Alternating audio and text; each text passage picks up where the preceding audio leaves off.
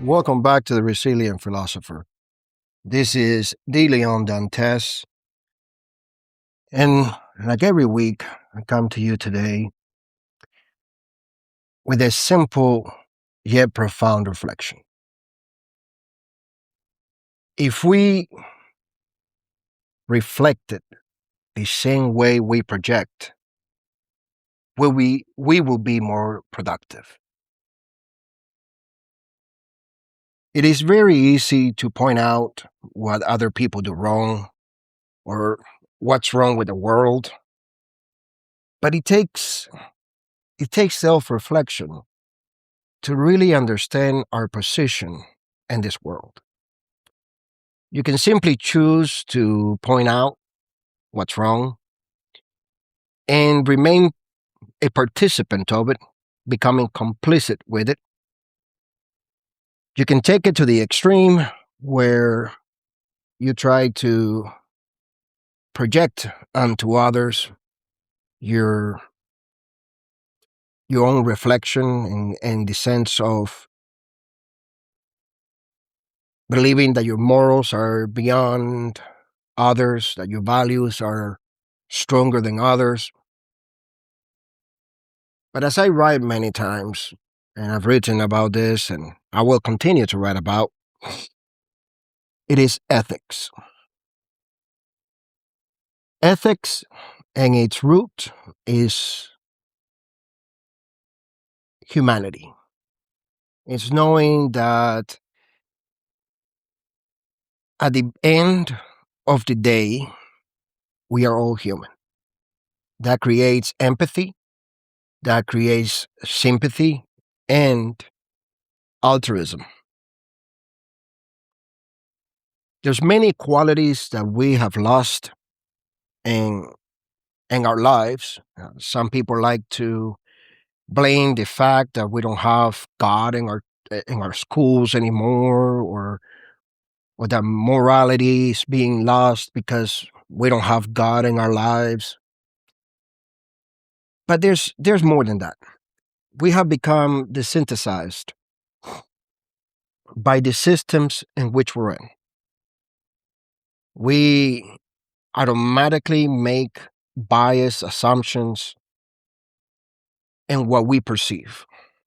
Our perception alone can make us judge of morality, of values, without us really looking in the mirror and understanding that we all make mistakes. None of us are above anyone, because if you don't make a mistake in one way, you will make it in another. We all have downfall. We're not perfect by any means, by any measurement.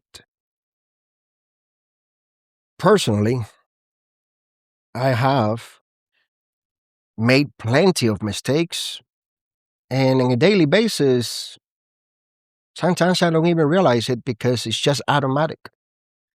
And I do it subconsciously. This is where journaling, it's important. And this is where we must always apply things that we learn to ourselves before we try to apply it to others. I was raised in a Jehovah Witness household, no longer practice with Jehovah Witnesses, but there's one thing I learned, and I saw that many people within the church did not practice it, was that when you read the Bible, you don't read it thinking how it applies or how what you're reading applies to others. You must apply it to yourself. Because truly, we lead by example. And that is one of the reasons why I've always constantly mentioned that leadership starts in a household. Even if it is a negative leadership, you can learn from it so that you don't repeat the same patterns, the same mistakes as your parents did or as a relative did. And one of the hardest things, too, is to learn from success. Sometimes when we reach a certain level of success, we find a plateau because we no longer learn from success. We think that once we have become successful, that's it. You have reached the pinnacle of success. And there's no such thing. Because when you have reached a certain level, perhaps it's time to look behind you and help others, empower others to reach the same level of success. That is why it is important not only to be servant leaders, but to become stewards of leadership. The stewardship requires self-reflection, requires you to spend time reflecting and projecting what you have reflected on. One of the issues that I've always saw when I used to work in manufacturing with multiple shifts was the blaming other shift constantly. It didn't matter what shift it was. If one shift blamed the other for mistakes, that was a projection, not reflection. And the saddest part is that when I got into a position where I learned to look up the parts, to look up when it was the mistake made, most of the times were from the same shift. I was constantly blaming other shift for the mistakes being made. You see, they thought that by blaming the other shifts, they themselves looked better, without realizing that when you're constantly attacking other people and they don't attack back because they take it, they learn from it, and they improve, eventually you're standing alone in front of the mirror. And if you're not willing to see yourself in it, you will lose the opportunity of growth.